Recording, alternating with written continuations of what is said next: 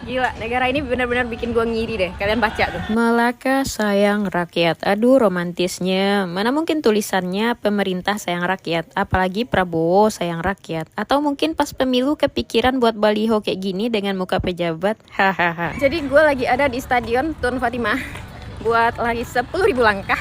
Dan ini tuh betul sediain fasilitas yang nggak main-main ya. Penataannya bagus, fasilitasnya juga. Dan itu free. Dan bebas sampah ya. Udahlah gue lari dulu ke negara tetangga. Habis diusir sama tukang kebun yang minta dipilih 2 tahun lalu. Walaupun gak ikut milih, kena dampaknya juga. Sesayang itu loh negara orang sama rakyatnya. Itu pun masih banyak yang komplain dan protes. Memang lah ya gak 100% sempurna. Ada juga sih yang korupsi, ada penjahatnya. Ya tapi gak sebanyak di Indonesia. Di sini orang takut buat berbuat jahat. Hukumannya gak main-main. Dan hukumannya tuh gak lihat lu siapa. Dan sekali lagi hukumannya tuh dijalankan. Jadi mana ada adegan Kapolri sama jaksa berpelukan, unjuk gigi nyindir rakyat kalau mereka bakal terus saling melindungi, menyayangi sepenuh hati, asik. Lagian ada-ada aja, kan cuma penjahat yang saling suprot. Udah capek banget lihat drama, mending menyehatkan mental dan fisik dulu gak sih? Kan abis diusir ya, mari kita nikmati proses terlantar di negara orang yang estetik ini. Dimulai dari SDM-nya yang tidak membuang sampah sembarangan. Aduh kapan sih Indonesia kayak gini? Lalu gak ada ormas-ormasan, gak ada tukang palak, tukang parkir di lahan seluas ini, gak ada premanismenya yang mengaku tuan tanah di sini, terus mintain duit. Ramah buat anak-anak karena banyak spot free buat taman bermain gitu guys. Udara bersih dan sehat karena minim polusi. Untung kalian gak tahu gue jalan sama siapa di sini. Dah lah. Yang jelas di sini banyak banget sarana dan dimanfaatkan banget, kayak toiletnya juga gratis. Pantas aja orang luar negeri awet muda ya, karena nggak banyak pikiran. Di Konoha udahlah gaji kecil, biaya hidup besar, tambah tekanan dari pemerintah. Aduh nyakitin. Di sini kok sesayang itu ya negara orang sama rakyatnya, difasilitasi dan dijaga, bahkan sampai dimodalin. Jalanan berlubang kayak gigi pejabat mana ada di sini. Orang di sini tuh ngasih bukti, nggak gampang kemakan janji. Konoha model joget kaku aja bisa berdiri 5 tahun ngatur kalian. Semangat dah tuh dengerin pidato Giant setiap hari. Ironisnya masih ada ya orang miskin yang mati-matian ngebelain orang kaya yang mencuri haknya, nggak habis pikri. Dengan ngatain akun ini seperti kaum sakit hati, anak abah, antek Soros. Dah lah, lu dimiskinkan tapi lu bodoh kocak. Semoga jadi komisaris kalian. Kasian udah nurunin harga diri cuma dapat receh doang buat makan. Siapin kuaci buat nontonin ketidakadilan dan blunder pejabat setiap hari. See you the next video, nanti gue nyindir lagi. Share video gue, follow akun ini. Pajak itu harus tetap dibayar, itu kan kewajiban kita kepada negara. Jadi kalian paham ya, soal pajak itu penting, dan semua rakyat Indonesia itu wajib bayar pajak. Dan ini pertanyaan sederhana, uang pajak kendaraan yang tiap tahun kami bayar itu kemana? Jangan jawab untuk rakyat, rakyatnya masih lompat-lompat hindari lubang di jalan. Aneh, uang kami masuk terus, tapi jalan rusak seperti dipelihara, seolah kehancuran adalah program tahunan. Jangan-jangan uang-uang itu masuk kantong kalian sendiri. Kami bukan bodoh, kami cuma muak dibohongi. Uang itu bukan uang kalian, itu uang rakyat. Dan rakyat berhak tahu kemana uang-uang itu. Tolong segera dijawab. Jangan iri dulu, Malaysia kini tinggal selangkah lagi menyandang status negara maju. Kok bisa sementara Indonesia masih membidik tahun 2045? Menurut laporan Bank Dunia yang dikutip Kompas, Malaysia kini sudah sangat dekat memenuhi syarat sebagai negara berpendapatan tinggi. Salah satu indikator utamanya adalah pendapatan nasional bruto atau Gross National Income, atau kita sebut GNI, per kapita. Jika melewati ambang batas yang ditetapkan Bank Dunia, sebuah negara bisa masuk kategori negara berpendapatan tinggi. Malaysia berhasil mendekati target itu berkat pertumbuhan ekonomi yang stabil, investasi yang terus mengalir, serta ekspor produk bernilai tambah seperti semikonduktor dan sektor jasa modern. Sementara itu, Indonesia masih menargetkan menjadi negara maju pada 2045, bertepatan dengan 100 tahun kemerdekaan. Tantangannya pun tidak ringan, mulai dari peningkatan produktivitas, kualitas SDM, hingga mendorong industrialisasi yang lebih kuat. Kalau Malaysia resmi naik kelas menjadi negara maju, menurut kamu apa pelajaran terbesar yang bisa diambil Indonesia? Tulis pendapat kamu di kolom komentar dan jangan lupa follow untuk update ekonomi dan kebijakan publik.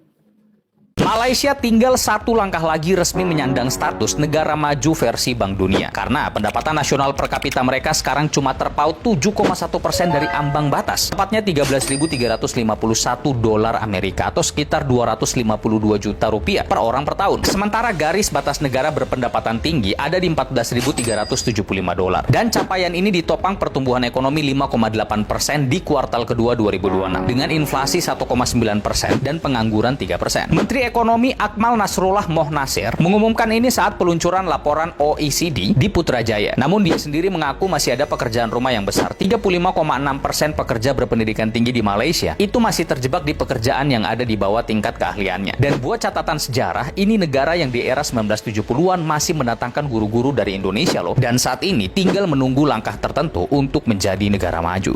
PM Anutin minta Prabowo impor beras, daging, susu dari Thailand, imbalannya beli pupuk. Nah, yang pertama teman-teman, Indonesia itu sangat hijau ya, di mana-mana itu hijau dari Sabang sampai Merauke. Nah, kenapa kita mesti impor daging, susu dan sebagainya? Bukankah di Indonesia ini bisa dibuat seperti itu sampai kita itu tidak impor, teman-teman?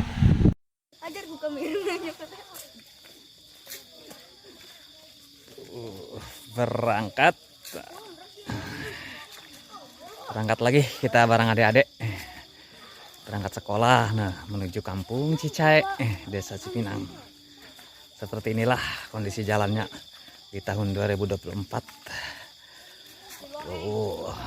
Teman-teman, soalnya kan kemarin banyak yang bilang katanya ini menjalan ke kebun, jalan kemana, padahal di sana nah ini menuju sekolahan anak-anak nah. Ya pada cuci kaki no, hati-hati awas pada kotor tuh. Nggak pada pakai sendal, pakai sendal semua noh, karena kondisi jalannya kayak gini. Jadi kalau pakai sepatu susah untuk dibukanya, kalau pakai sendal gampang buat cuci kakinya noh. Lagi pada cuci kaki noh. Tuh awas labuh awas, laleur lalicin licin tuh pada cuci kaki itu bawa timbel. Sini nggak sama sekali nggak ada yang pakai sepatu. Awas labuh. Lo kadinya labuh. Lo kan ledok pindah-pindah kadinya lane. Lo kan wata labuh ke barlok.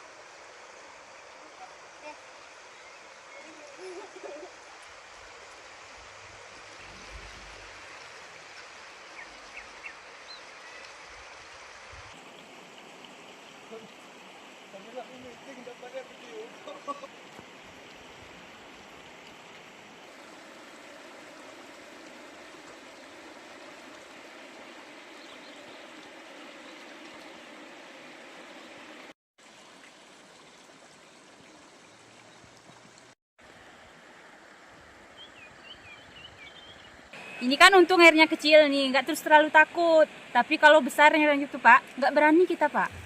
Itu jembatannya panjang, tinggi lagi. Nah, apa sebelumnya ini sudah mengadukan kepada pemerintah daerah? Sudah sih Pak, tapi kayaknya nggak dianukan, disegerakan. Padahal ini kan banyak masyarakat yang membutuhkan. Ini kan di sini juga ada Polindes. Banyak orang sakit tuh Pak. Sebagian harus keliling dulu ke kota.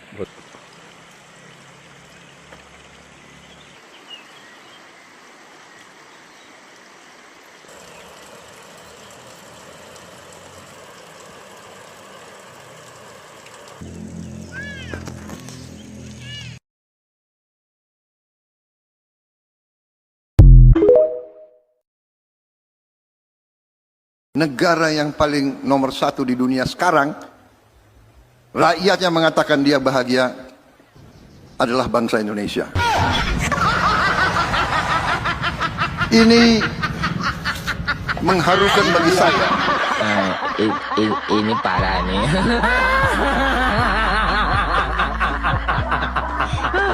Tenang.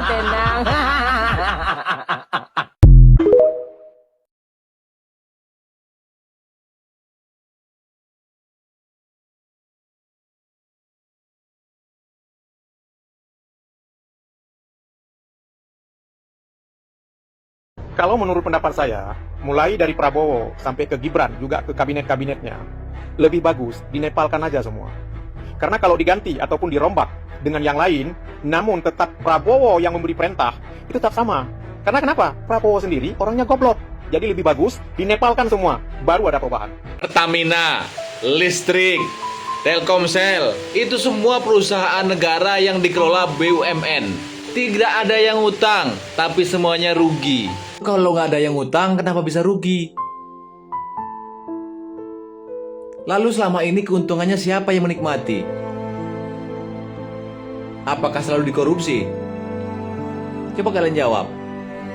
Guys, lihat nih lalu lintas di Malaysia sebagus apa. Kalian lihat ini, kalau yang mau belok ke sana ya jalurnya di sini. Yang di sini kosong nih, kalian lihat semua. Di sini ya kosong buat yang lurus. Kalau di Indonesia ini dari sini bisa langsung ke sini, nggak ikut jalur mereka. Contohnya kayak gini ya, kalian lihat lagi nih. Ini kalau yang di mau lurus ya lewat jalur kiri, kalau mau kanan ya lewat kanan. Nggak ada tuh yang dari kiri tiba-tiba langsung kanan gitu nyewot. Tapi nggak apa-apa lah, yang penting Indonesia punya MBG. Lihat nih di Timor Leste, Indonesia bisa nggak kayak mereka? Bisa banget. Tapi pejabat kita ntar yang kelaparan sob, karena nggak ada duit yang bisa dikorupsi. Selamat datang di negeri dagelan. Gimana nggak dagelan? Tiap hari disuguhin berita korupsi. Bener kata Tetes Tuang, nggak melu nyoblos. Tapi melu mumet ini yang ada sob. Tapi asing nggak bakal mau invest di Indonesia. Kayak Elon Musk batal, Apple invest di Vietnam lebih banyak. Alasannya? Bukan hukum kita, tapi penegakan hukum kita. Kalau gue udah tiba-tiba invest 10 triliun untuk buka pabrik, buka lapangan pekerjaan di Indonesia, tiba-tiba aturan berubah, tiba-tiba mereka dijegal gitu. Mereka harus jagain investment mereka dong. Tapi banyak juga kan, Pak Jokowi kan juga dekat dengan investor asing. Banyak, tapi kalau dibandingin sama negara lain, itu dikit banget. Singapura itu 30% FDI itu GDP. Indonesia berapa? 6%. 6. GDP 6. Sangat amat rendah. Padahal Indonesia dilihat sebagai negara yang bakal growing gila-gilaan, jadi negara kekuat keempat di dunia gitu. Kok asing nggak mau invest gitu? Ya, saya bertemu dengan demikian banyak investor, termasuk kemarin saya sempat ke Zhejiang University bertemu dengan lebih dari 50 pengusaha yang ingin invest di Indonesia. Keluhan mereka cuma satu, izinnya lama banget. Lebih dari 2 tahun kadang-kadang mereka belum bisa berproduksi. Padahal di sana aja orang itu kalau berniat invest seperti pabrik ban Yokohama dari Jepang, dari masuk untuk invest kemudian dia bisa produksi dalam waktu 3 bulan setelah itu. Di Indonesia kadang-kadang sampai 2 tahun. Yang kedua keluarnya adalah kepastian aturan. Kita itu sering sekali merubah-rubah aturan. Ini juga sangat mempengaruhi investor, menyulitkan investor untuk mengambil keputusan-keputusan yang berujung kepada trust. Jangan-jangan gue udah invest banyak-banyak nanti berubah lagi. Nomor 3, ada praktek para scammer ya. Ada yang minta uang, ini juga untuk negara-negara tertentu itu tidak bisa dibenarkan. Negara-negara Islam ya seperti Qatar, Arab Saudi. Kenapa investasi mereka di sini sedikit sekali? Karena menurut yang saya tanya dari seorang duta besar yang pernah ke sana, itu persoalannya. Jadi bagaimana kita memberantas pungli? Jadi 3 hal yang penting itu. Jadi bagaimana kita ya memberantas juga para scammer-scammer ya, para pialang-pialang perizinan yang berkeliaran di mana-mana yang untuk melancarkan urusan minta upeti ya, minta kos yang kadang-kadang cukup besar padahal investasi belum lagi dilakukan, pabrik belum lagi berdiri. Semoga kita belajar, semoga kita sadar betapa besarnya potensi kita. Kita punya orang, kita punya sumber daya alam yang sangat besar, kita punya lahan yang sangat besar untuk bangun-bangun pabrik, itu akan bisa bermanfaat untuk kesejahteraan Indonesia. Mari kita bangun Indonesia. Catat nih, saya dan Pak Tantowi Yahya akan membawa bisnis trip to China lagi. Kita akan ke Tsinghua University. Anda bisa ajak anak Anda untuk barangkali belajar bagaimana masuk salah satu universitas terbaik di dunia ini. Kita juga akan ke Xiaomi untuk melihat bagaimana mobil-mobil listrik diciptakan dengan waktu sangat cepat dan laku keras di China. Kita juga akan ke SenseTime, satu perusahaan AI terbaik dengan city management terbaik dan 3D MRI yang juga memukau. Dan juga jangan lupa kita juga akan ke Tencent ya, satu perusahaan China yang besar banget dan sangat unggul dalam AI-nya. Jadi jangan ragu-ragu, silakan daftar ke sini.